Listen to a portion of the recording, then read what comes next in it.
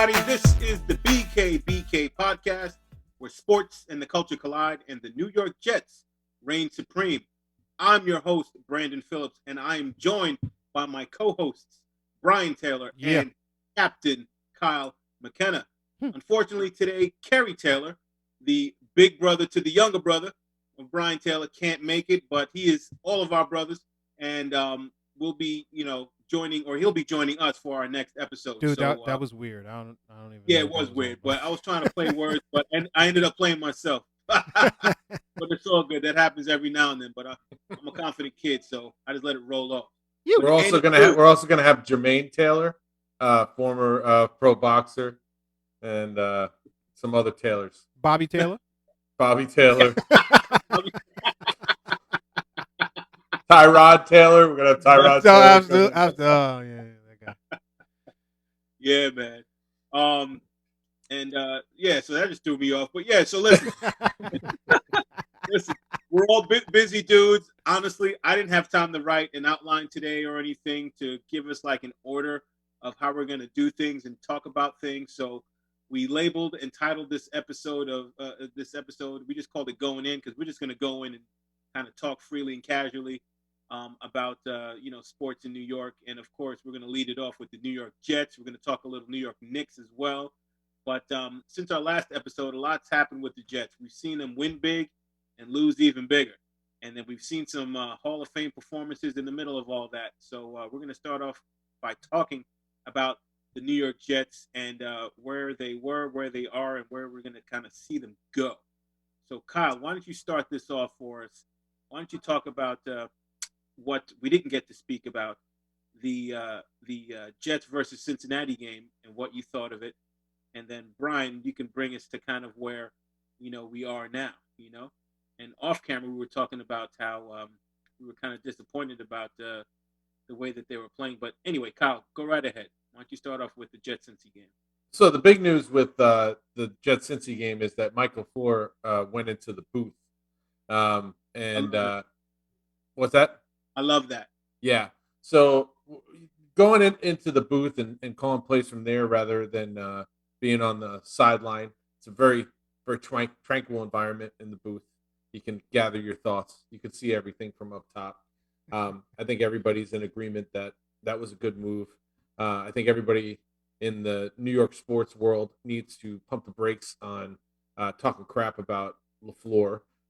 He has done nothing short of putting out a journeyman quarterback with less than 5 starts in the league, and somebody who started their first game ever and had almost 800 yards of total offense from that. So when we were talking in the last podcast about what the Jets needed to do to get their offense going, they pretty much did everything that we said. They upped the accuracy a great deal. I think in the last podcast we were talking about a 20% increase in accuracy would probably do the trick. I don't know what the numbers are. Brian's usually the numbers guy, but I think that in that first outing with Cincinnati that Mike White had, the accuracy went up a great deal, and the short game and the mundane, as Brian had referred to it, those things were on display. I think he had one point where he had 11 straight completions in the last game, and something similar to that in the Cincinnati game. I didn't get to watch the Cincinnati. Not to step on you, but so 82% accuracy. Since I'm the numbers guy, I might as well bring in some numbers. So Mike White was 37 of 45, 82.2% completion percentage, 405 yards, 3 touches, and 2 interceptions. Both of those were tip balls. And that was his first start ever. Yep. And which basically allowed his jersey and his game ball to go into the Hall of Fame. I don't know if you fans know that out there, but Mike White's jersey that he wore and his game ball are in the Hall of Fame. And that is because in week 8, he completed 37 passes for 405 yards and 3 touchdowns. His 37 completions are the most by a quarterback in their first start. Also became the second quarterback since 1950 to throw for 400 or more yards in his debut. And so And let's say That's a this. good thing. And I've been critical of LaFleur, but I'm just going to just piggyback off of what Kyle said. He made a change that allowed that to happen, and I'm happy and proud of Mike White. Go ahead, Brian. So I'll say this. So one of the reasons, as we hear, that LaFleur was on the sideline is because he felt like Zach Wilson needed him on the sideline to kind of talk through plays and kind of meet with him after series and all that kind of stuff. So Mike White being there, I guess, allowed him to feel like, hey, let me go up there and switch it up, and obviously that move worked. Mike White was on his way to a good game against Indy too. He was 7 of 11, 95 yards and a tutty. So he was doing really well until he got hurt. So my position is this: if all of our quarterbacks are healthy, I think you give them an opportunity and see who's going to end up starting. I don't think you automatically turn the keys over to Zach Wilson. I think you allow him to fight for the job, at this point in time. And I also think, especially if all of them are healthy going into that Buffalo game, they are the number one ranked passing defense in the league. I think if Mike White goes in there and he doesn't play well, you have an automatic reason to give the keys back to Zach Wilson. No harm, no foul. But if you hand it over to Zach Wilson after you had Josh Johnson play well, he threw for 300 yards and 3 touchdowns. You had Mike, huh? He threw for 317 and 3 touchdowns. Yeah, 3+, right? So he threw for 300 plus yards. You had Mike White throw for 400 yards, and then you have Zach Wilson get the keys back and doesn't play well against a really, really good defense like the Buffalo Bills. I just think you're not setting him up to be successful long term here. This is a long term deal for him.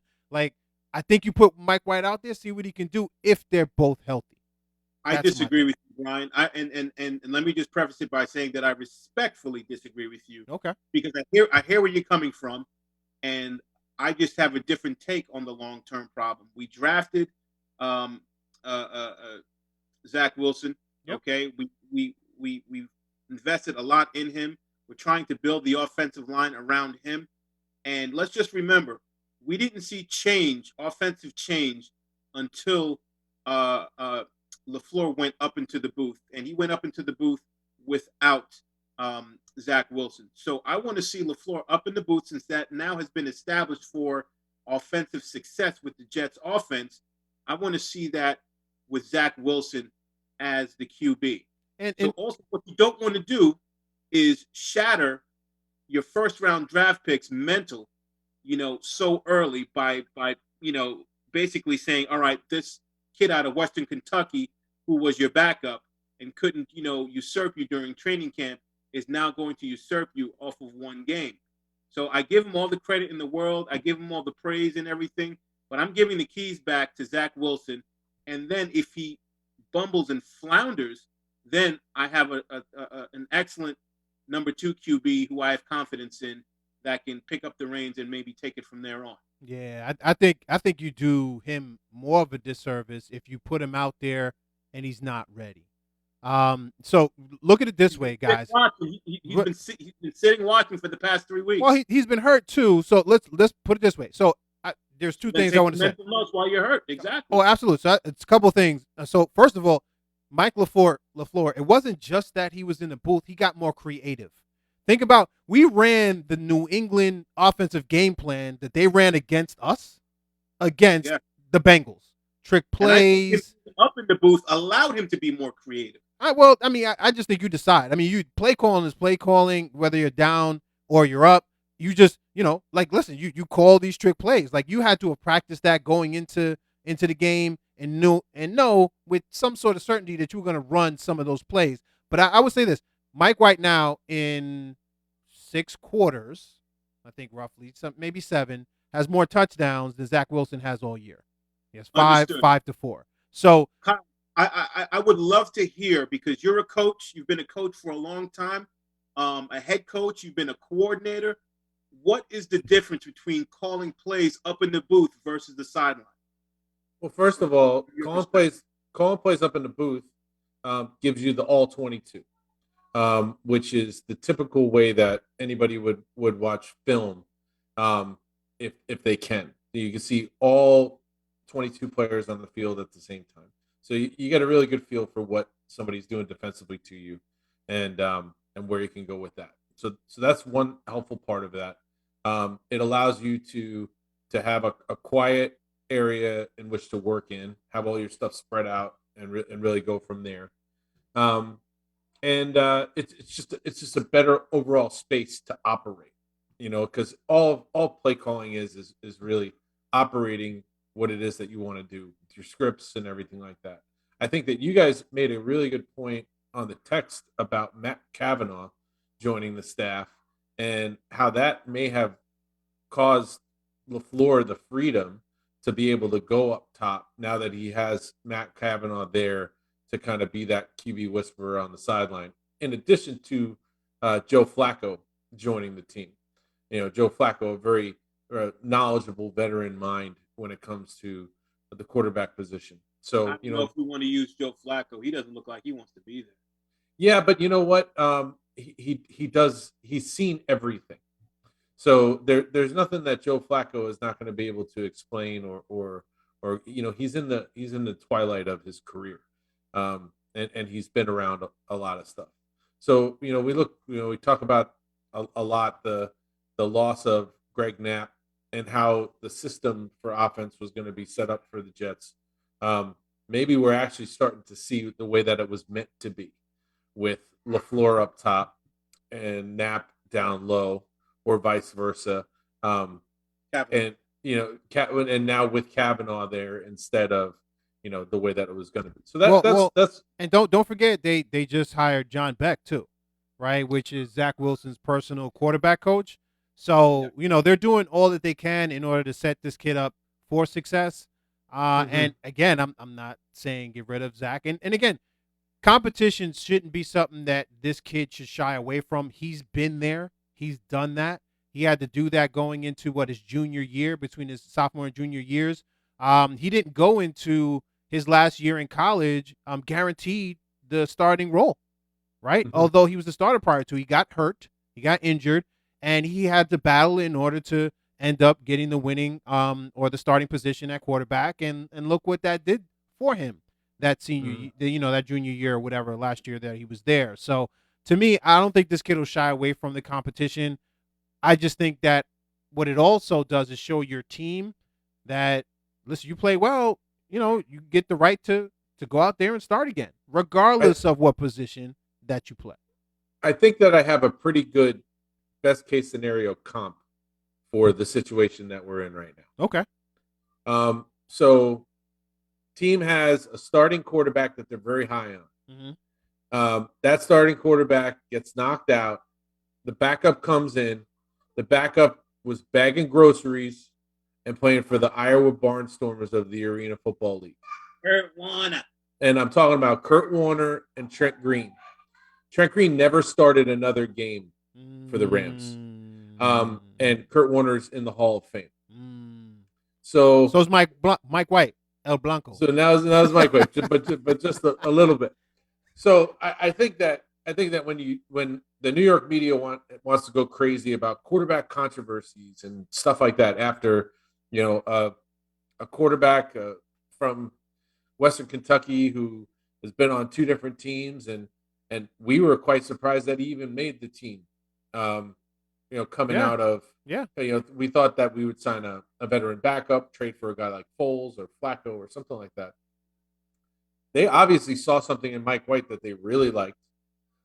They invested in Mike White, and Mike White hasn't had a bad game yet. He's just been knocked out due to injury. So he had a good preseason, and he had a great preseason. Yeah, he did very well in the preseason. Yeah. So, the fact that we're upping our accuracy, our offense is averaging 400 something yards a game in 2 games, even with the third string quarterback off the practice squad running the O. Right. And you know what else I've noticed? We were complaining like the first 4 weeks of the season how terrible our offensive line has been playing.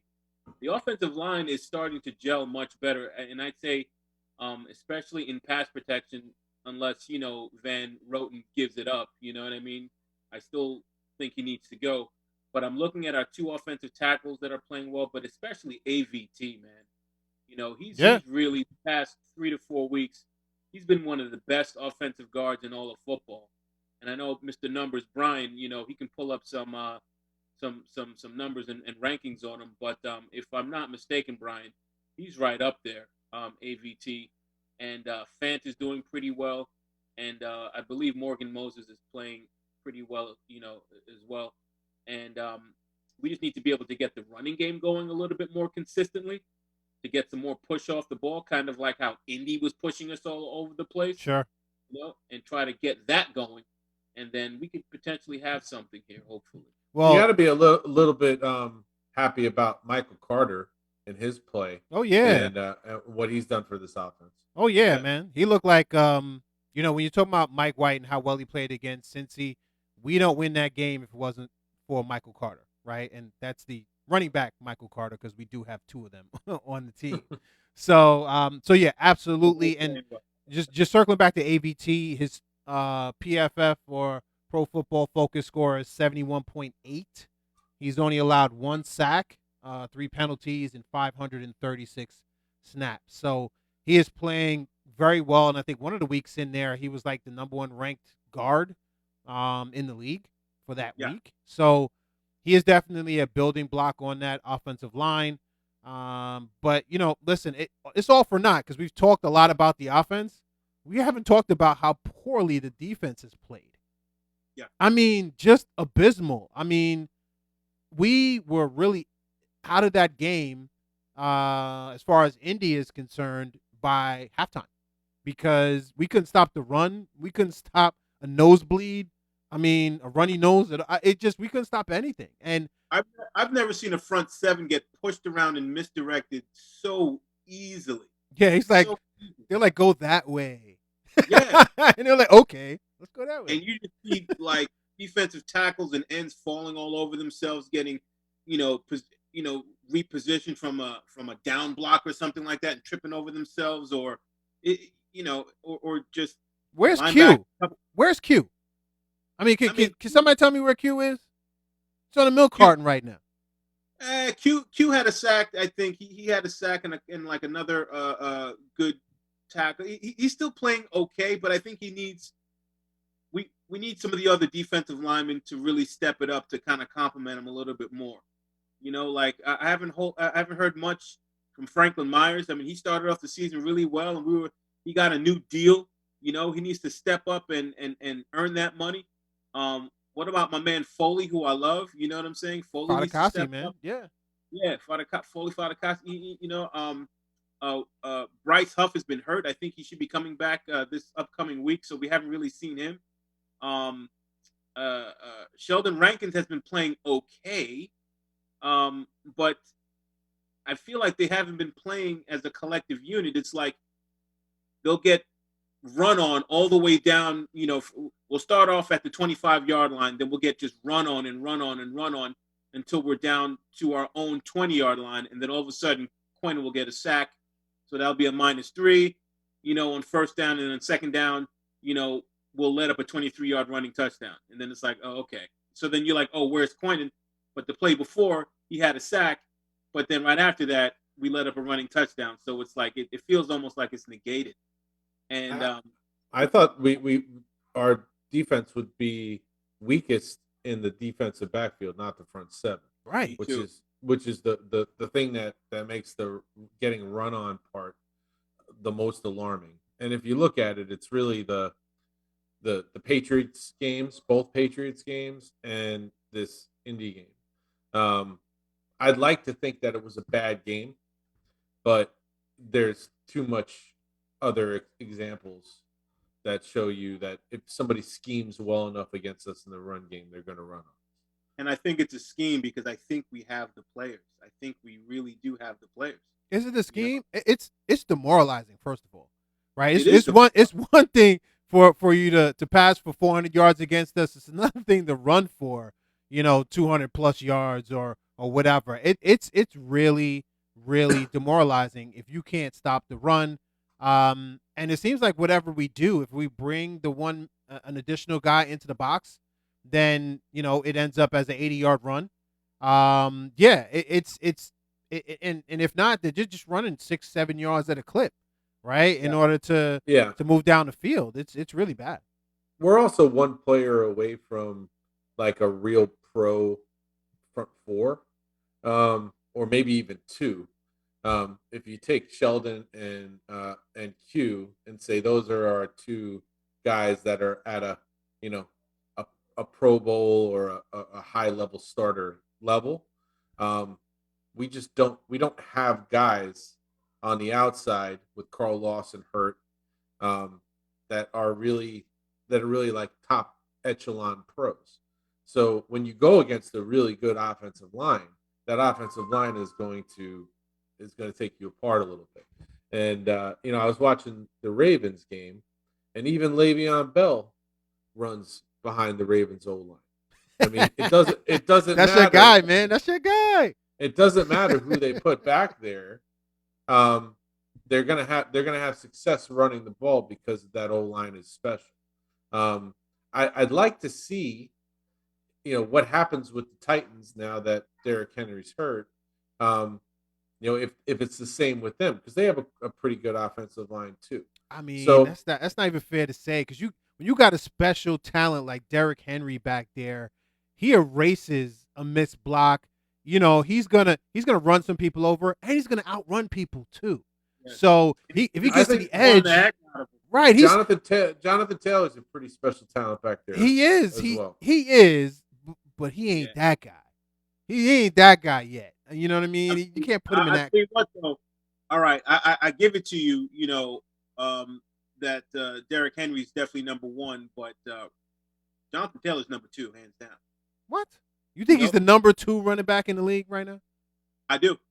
Wow. I think Jonathan Taylor's the number 2 running back in the league. I mean, it's if you look at the numbers, and then if you just look at, like, when I look at running backs, I look at that certain je ne sais quoi about them.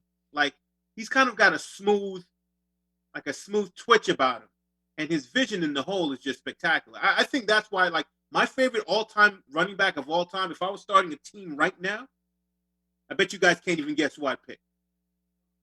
Not Curtis Martin. All time? No, it wouldn't be Curtis. Eugene Colbreth? No, it wouldn't be huge either. Look, hey, if I was starting a high school team, it would be huge. No, but it would be Marshall Faulk. Marshall Faulk.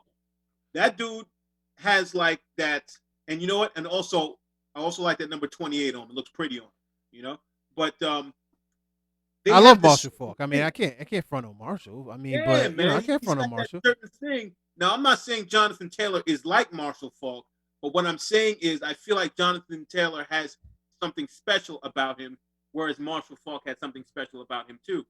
Now, I don't think Curtis Martin was as special as these guys, but Curtis Martin was just a great running back. I think he didn't really have the receiving game that other running backs have. Correct. His game was more like a ground and pound type of fighter. He took you to the ground. He didn't beat you in the air. But I think Jonathan Taylor reminds me of Curtis Martin, right? So I think they're kind of in the same, vein to me, where they can take it to the house, they can run you over, they can dip on you. Not heavy in the pass game. I'm sorry to step on your beat. Yeah. I think Jonathan Taylor, for me, he reminds me of Edgerrin James. Okay. Well, Brian, who would your number 2 running back in the league be? Dude, you got Dalvin Cook. First of all, it's Christian. I knew you were going to say Dalvin. Yeah, but if he could stay on the field, right? So I would say right now it's Christian McCaffrey, like hands down. Would be the number 2. Also, in the if he could stay on the field. Well, was this the first year that he got hurt to this degree?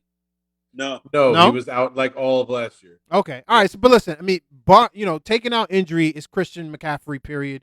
For me, is the second running back, and you got Nick Chubb out there too, dude.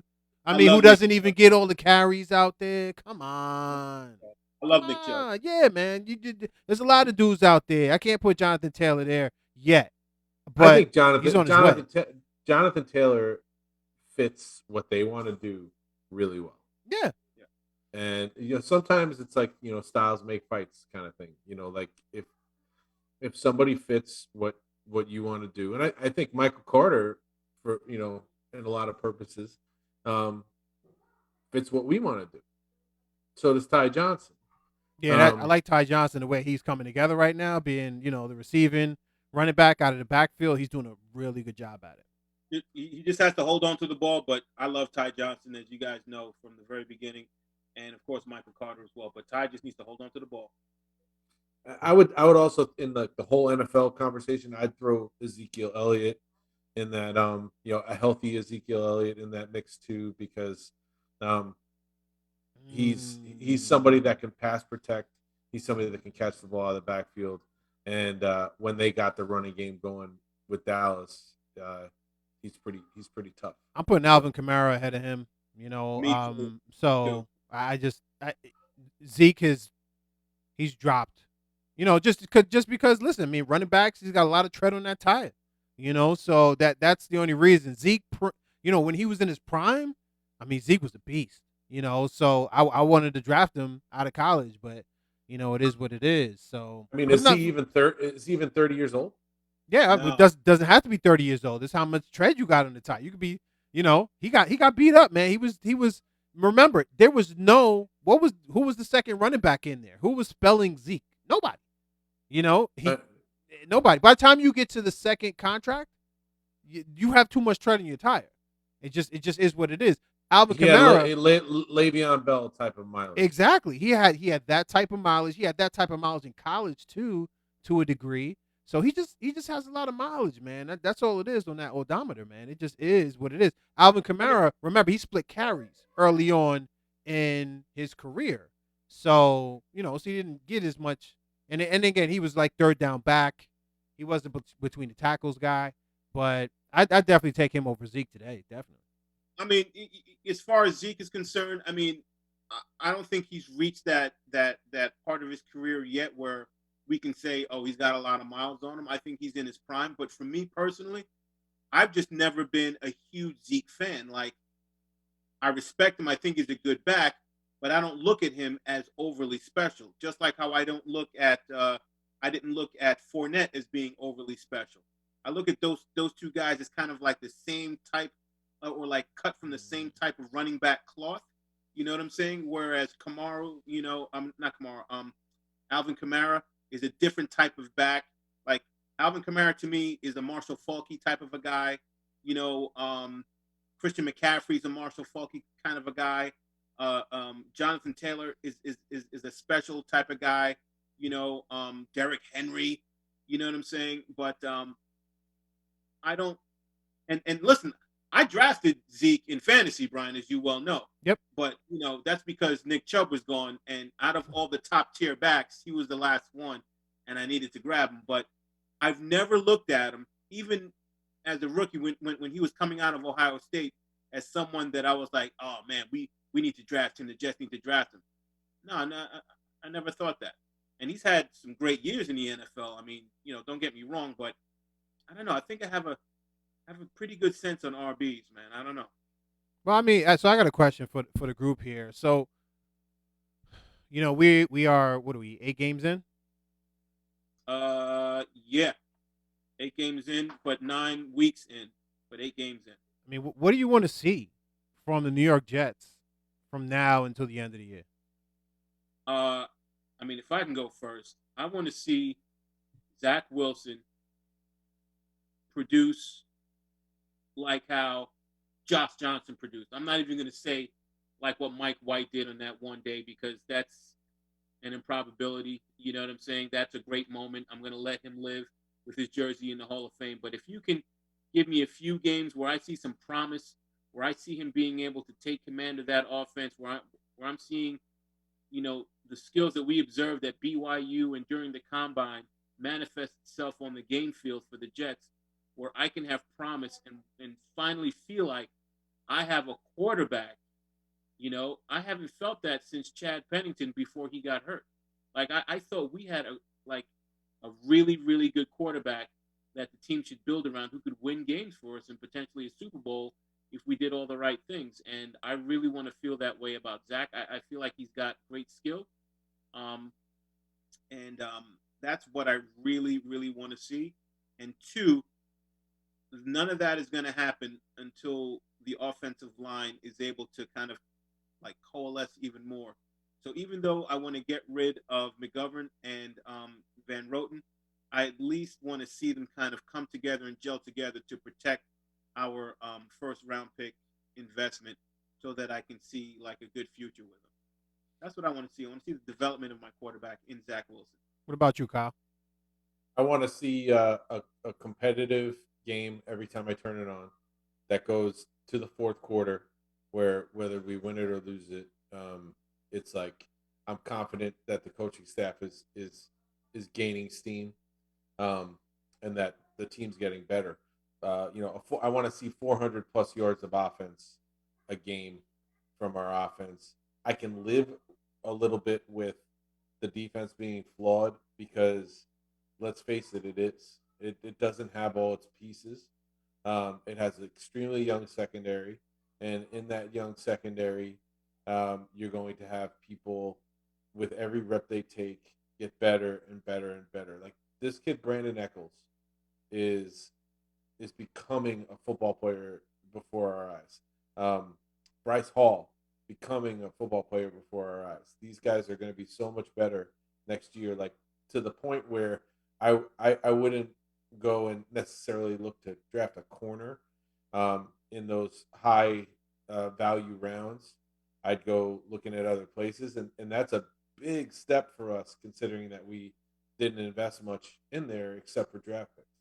So if we can have two starting corners, um, figure out our safety situation, what we're going to do with Marcus May, and get Carl Lawson back.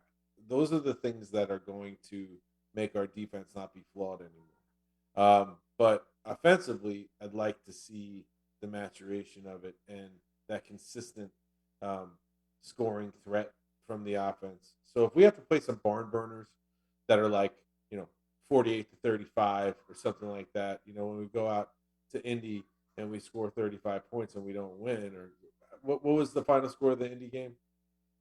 45 to 30. Yeah, so we're scoring that many points and we're not winning.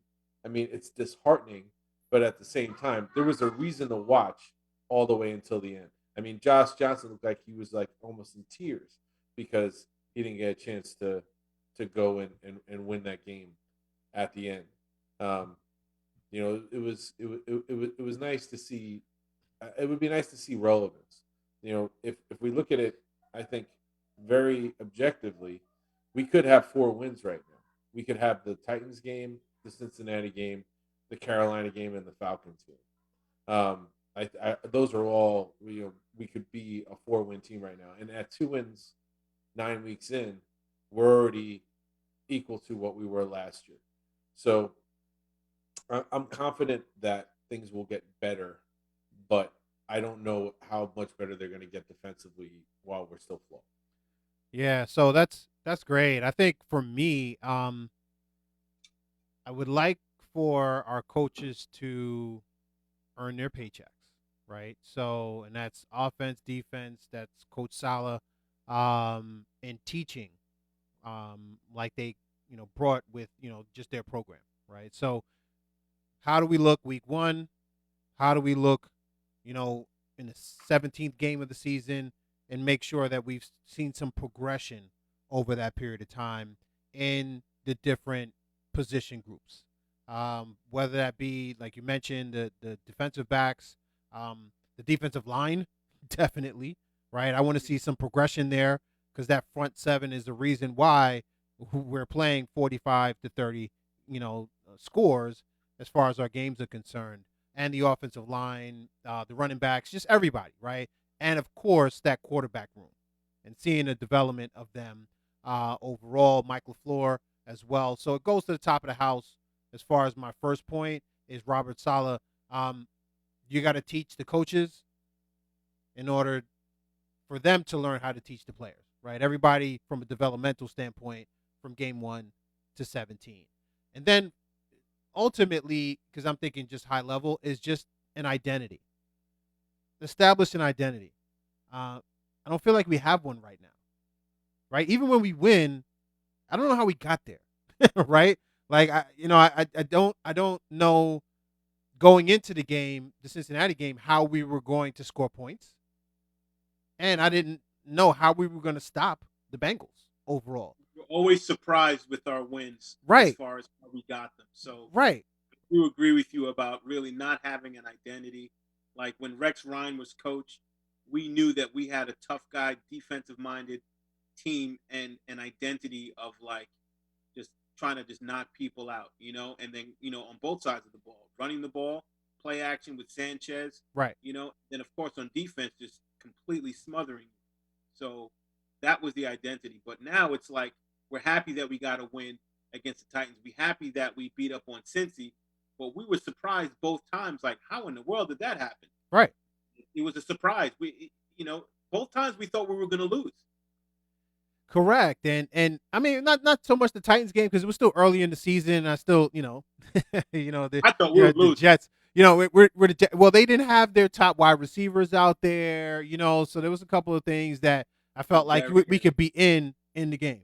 But as far as just the identity, I just don't feel, to your point, Brandon, like going into it, like, who are we? I know we're a young team. We can identify with that. I know we're trying to develop a lot of position groups. Definitely you can identify with that. But, offensively, I don't know 100% what we're trying to do game to game.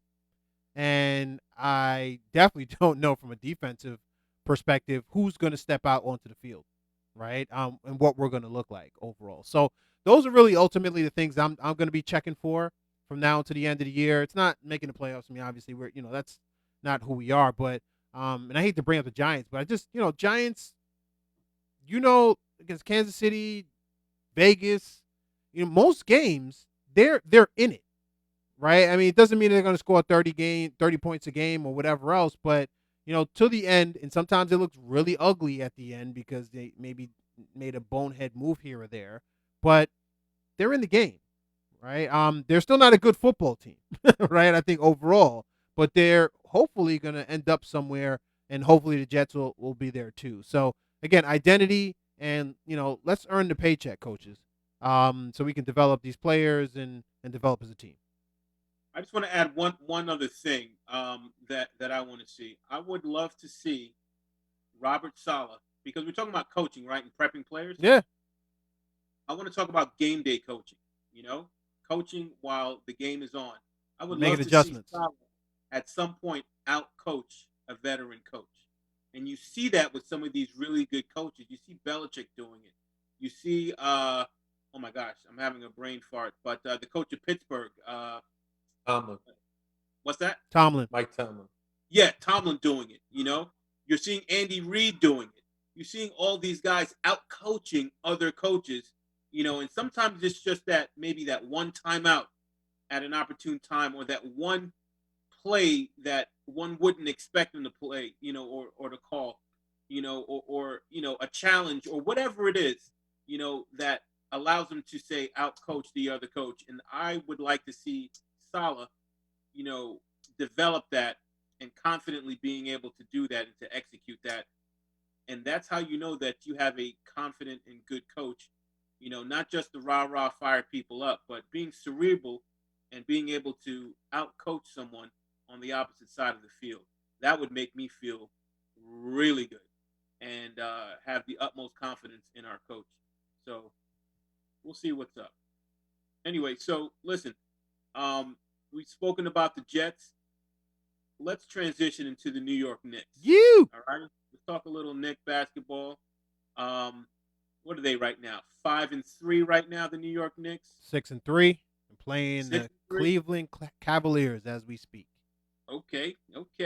No spoilers. And, as it is right now, we are quite happy with the New York Knicks. But I just want to say that let's not take it too far. The season, there's so much basketball. Oh, absolutely. But it feels good. It feels pretty good. Well, yeah. Listen, I like the Milwaukee game. I think was a 2022 Knicks basketball And I game. hated the second Orlando game. 2020 last year. Well, yeah, and that was a 2020. That was a 2020 game as well, where we lost to a team we should have beat and came out lackadaisical, and we're just not consistent yet, right? The winning teams are consistent. I think we haven't seen the Knicks play their best basketball. We don't know what this team is probably until about 25 games in. Like Charles Barkley says, the bad teams don't know they're bad yet, right? It's still early in the season. So eventually all things will kind of settle down and we'll figure out 25 games in, about a third of the season in, who we are. But we've played some quality teams. We beat the Sixers. We beat the Bucks. Those are quality wins in the East. It's more than quality. We beat the world champion Bucks. I'll take that every time. And I know it's the regular season, but they are the world champs, and I will take that. Absolutely. Yeah, I mean, they didn't have Chris Middleton, and when you look at the Raptors that beat us, they weren't at full strength either. I think that this is the time of the year where you don't get too you don't celebrate your success too much, and you don't vilify yourself too much for the losses, because the NBA is streaky, and it's really, if you look at the Knicks last year, they were below 500 or like hovering around 500 at the All-Star break, into the second half of the season, and then they went on that tear at the end that really put them in a place where they played Atlanta in the playoffs. It is. It is. I mean, but listen, they all count, right? So when you look at the razor thin margin that a lot of these teams between, the play-in and, not having to play in to continue your season, it comes down like to one or two games, right? So all of these games, I get what you're saying though, Kyle, but at the end of the day, you still beat the Sixers, you still beat the Bucks. You didn't beat the playoff Bucks or the playoff Sixers, right? But all of these games count towards what your record's going to be and seeding ultimately when the season is done. You're right. A quality win is a quality win. But I guess what I'm saying in overall terms, 10,000 foot view, is that it's a long season. Sure. You're going to have to pivot and adjust to your injuries. Other teams are going to have to pivot and adjust to their injuries. You're going to have to change rotations based on a lack of big men or a lack of guards. Yep. You're going to, like with the Knicks, you're going to have to do minutes restrictions with Kemba Walker. Like right now, it looks like, he could use an IV drip and a good night's sleep. Dang, yo, it's like that, bro. Yeah. Well, I mean, it's just, I mean, he is a great basketball player, but he is also, he's kind of in that space where he has the knee issues. If you can really take advantage of the fact that there's very little ego going on between Kevin Walker and Derrick Rose right now, right? At least to the fan, I don't see that ego. You can really say, okay, we can rest this guy now. We can play this guy here. We can put this guy in the fourth quarter, put it here. I would like to see, if we're going to be this 3-point shooting team, I'd like to see that be like a consistent thing. I think in our losses, we look like the Yankees not being able to hit home runs. Like if you depend on something as part of your offense, it's got to be in, day in, day out. And with the Milwaukee game, we weren't shooting well from 3-point range early. We went down 20. And then the way we came back was by putting the basketball in the hole, by driving, by rebounding, and all those things. And I think RJ Barrett is a real big part of that right now. Let me just ask you a question before we really continue to dive in, because I've been wanting to ask this. And guys, let me know if this is even too early of a question to ask. But I want to know, what we're 9 games in, 8 to 9 games in. Yep. Who is the best player? And this question is in 3 parts. Who's the best player on the Knicks? Who's the most improved player on the Knicks? and who needs to continue to work to get better, or that has been a little bit of a disappointment thus far? Is this too early of a question? If not, answer that question. And I'm going to start with Kyle because I interrupted you. Julius Randle's still the best player on the Knicks. Derrick Rose is a best player complement, but he's not the guy. RJ Barrett is definitely the most improved player on the Knicks right now. With I'll hold out a little bit for Mitch Robinson to maybe get some votes in that category, but I need a little bit more of a sample size. I think the guy that needs to improve the most. Oh, before I go on to that, Obi Toppin is very improved also. Mm-hmm. So the fact that we even have three guys to talk about there is big. I think Quickly needs to improve in kind of his decision making with shots. Yeah. He's a chuck sometimes. Yes. And I like the fact that he's a confident player. But I also know that you got to be, if you're going to take those shots in the limited amount of time that you have, and in the role that you're in, to really come in and to help ignite that second team. I love watching the second team. Mm-hmm. I get excited for Derrick Rose, Obi Toppin, Quickly, Noel, if it's Noel that's coming in. Yeah, our depth is our key to success, hands down. Yeah, it's really fun to watch, and you get excited about it. So I would say Quickly is the one that needs to improve the most. We got a lot of talent on the bench too.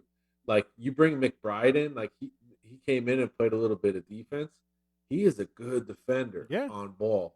And I think that Grimes has the potential to be that too. Feel bad for Kevin Knox. Feel like Kevin Knox is a better player than and he's just in a bad situation with a lot of better players in front of him. I don't. But okay, so I don't feel bad for Knox. It is what it is, bro. I mean, like, you gotta do more than one thing.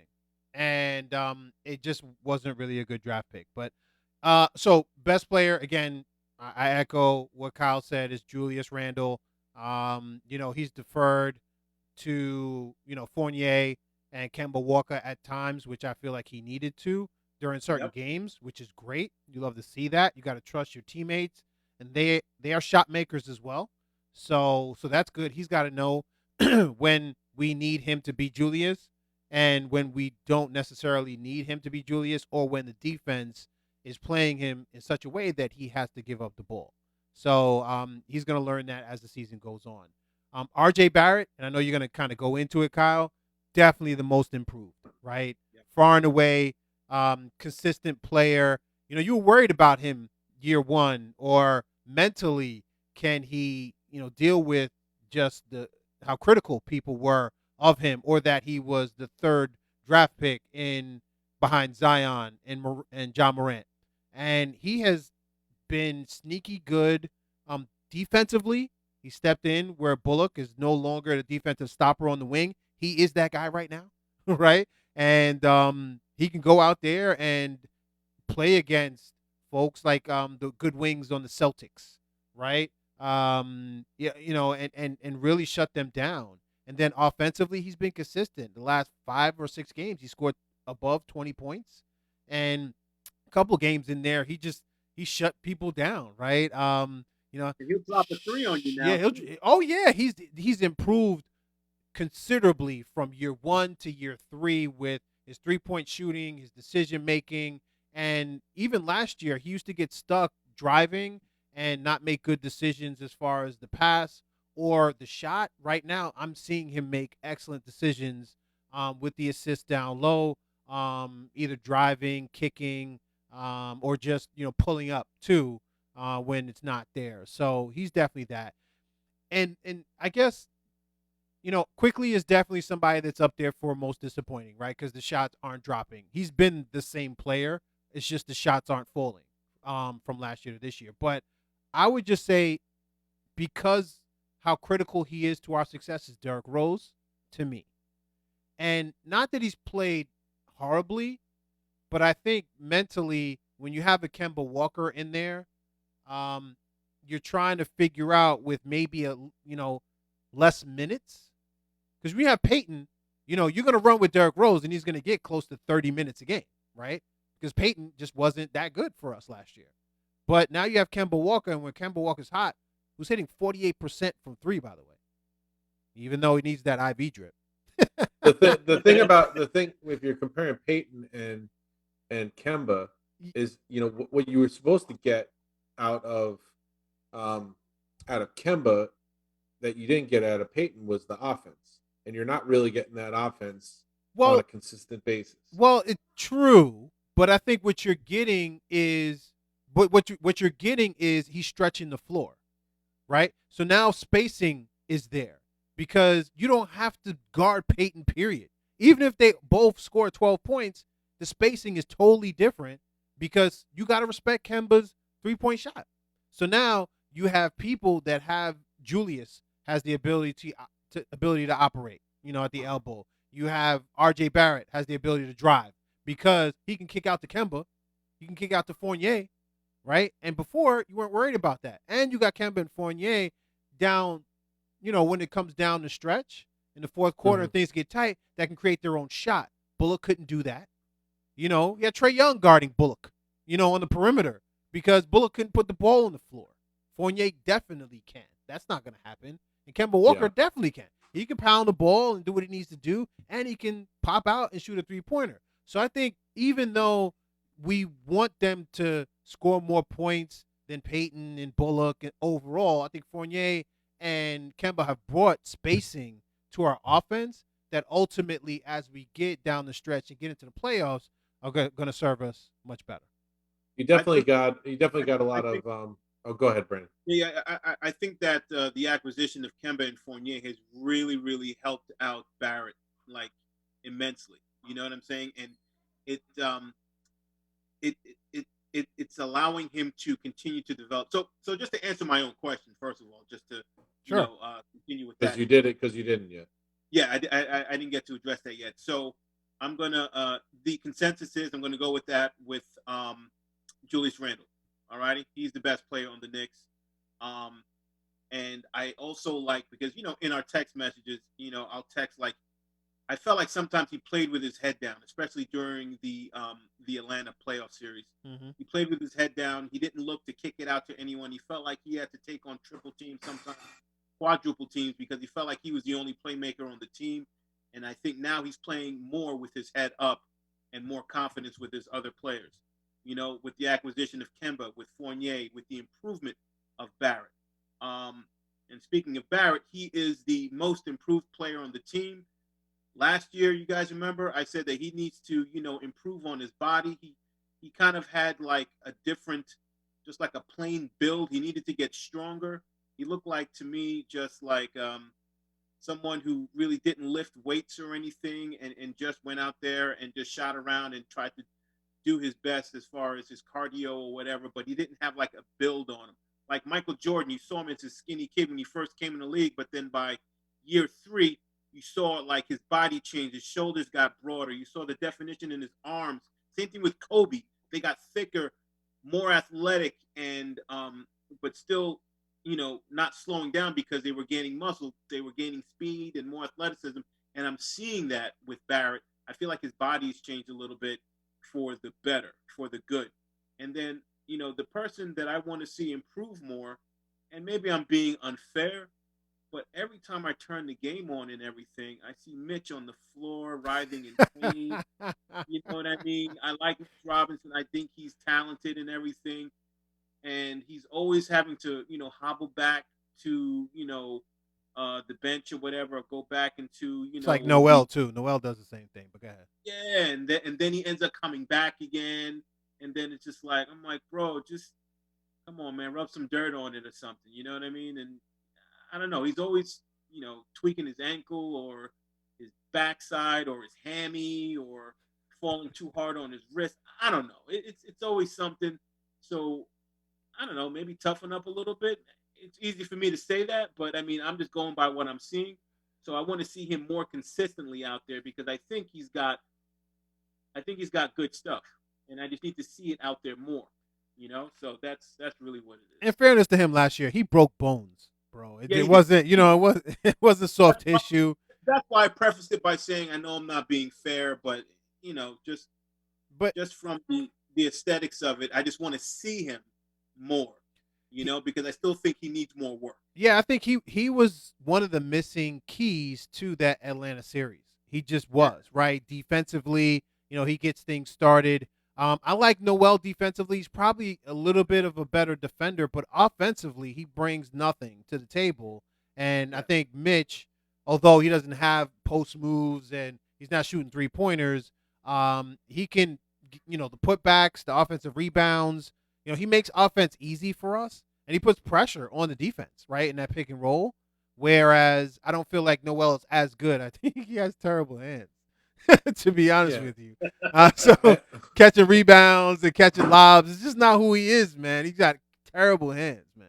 But yeah, but he'll block your jump shot when you don't even see it coming. yeah, I think he did that to somebody the other night, where it's just like, get that yeah, crap you know what, out of here, definitely. Yeah, Get out but I think that when you talk about like these guys that fly high above the rim, that deal in like high velocity, high power, like Mitch Robinson does, Zion Williamson does, like those guys get hurt because they're doing things with their bodies at such a high speed and such a high frequency. Yeah. And with so much, like I don't think that Zion is ever going to play a full season in his entire career.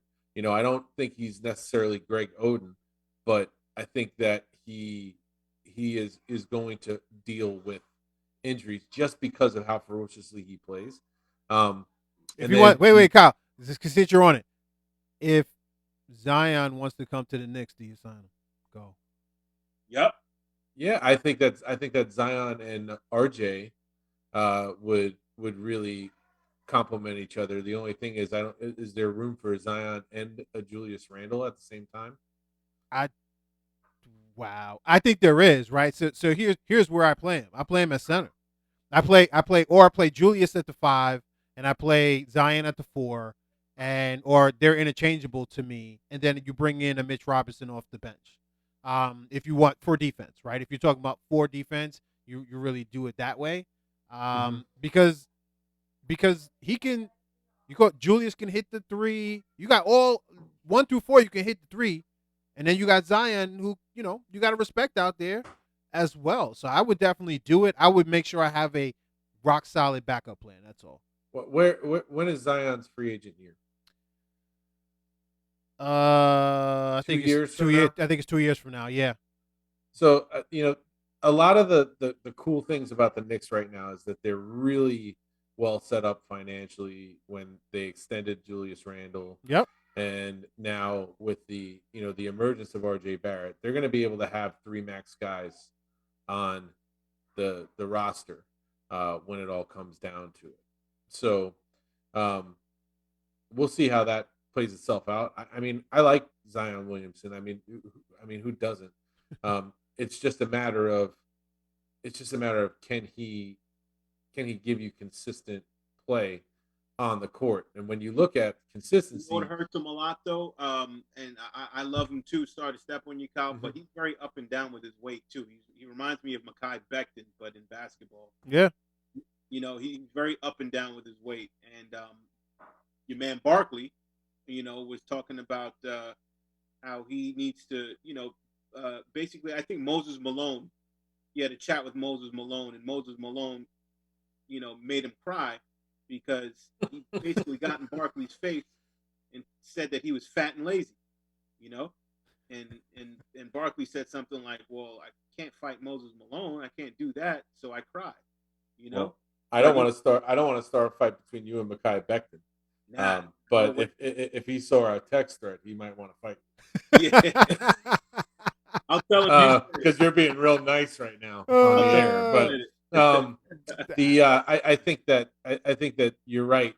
The weight, and as a big guy, the weight definitely plays a part when you're jumping up and down, because the force that you're hitting the ground with is almost worse than you taking off. So when it comes to Achilles and knees and all those things, and I like a bigger Mitch Robinson. The 285-pound Mitch Robinson. Sure. I like the idea of it. But yeah, he I'm not even going to say anything about what'll happen from here on out. I'm not even going to get into that because I'm very superstitious. Um, but yeah, he is a big guy like Zion, and that's going to continue to be a problem. But Barrett, they're just reading yesterday. Barrett is closing in on 100 straight starts. So Wow. I don't know what how many games John Morant has missed over his career, but I mean when you look at those top three picks, um, Barrett is trending upward. He's getting better and better, and the best ability is availability. So he Mm-hmm. is there and ready to play. And going back to what you said before too, Brandon, about his mental and being worried about his mental early on as a as maybe somebody who was under delivering for third draft pick. I look at that guy in the games, and he has the same look on his face whether it's going He good or bad. does. He does. Um, so he just plays, and he can take the ball to the hoop with either hand. Yeah. And I think it's been awesome to watch him kind of gain Bro. confidence. Yeah. Yeah, I just Cool. I love the fact that even though we've added all of these pieces, our top two players are still Barrett and Randall, right? They've shown through, but have paved the way for other people to be stars on the team as well. So Leon Rose, you know, Yeah. done a great job, man, bringing us back to respectability in a short period of time. And like I've always said, when we become respectable, that's when you can sign free agents. You know, people want to play with you when you're already good, right? And so that's happened, and let's see where this franchise goes into the future. But it's wonderful to watch game in and game out. Absolutely. And you know what? Let's bring it back because I can't stand the Nets. Get them out of here, please. Everyone's talking about, oh yeah, Brooklyn. Let's go to Brooklyn. You know, like, man, stop, please. Exactly. You know what I mean? I don't even want to hear that. It's a Knicks town. Let's go. Yeah. You know. Anyway, so with all that being said, all right, we're gonna wrap things up here on the BKBK podcast. So if you guys want to find us, you can find us on YouTube. Just type in BKBK podcast. Make sure that you click the like button, subscribe to our channel, all righty, and feel free to comment. You know, we'll get on there and we'll respond, of course, with some intellectual sports dialogue. All right. Also, you can find us on Facebook. Just type in the BKBK podcast. All righty, and on Instagram at BKBK podcast as well. And you can find us on, and I'm just doing this off of memory, but at Podomatic.com, all right? At Podomatic.com. You can just type in the BKBK podcast as well. And you can find us there, all righty? I can't find my notes right now, so, but I'm doing You it off suck. the top. You suck, but you did a great job. Not bad for a guy that had brain surgery, so it's all good. You know? Yeah. Now Brian's not saying nothing. Check it out. Look at his face. Cut to your face, B. Yeah, boy. Yeah. Anyway. Yeah. So that's it. All right, Kerry, we're gonna see you on the next one. All right. We love you, of course. That's right, This brethren. is BK podcast signing off. Captain Kyle McKenna, Brian Taylor, and Brandon Phillips.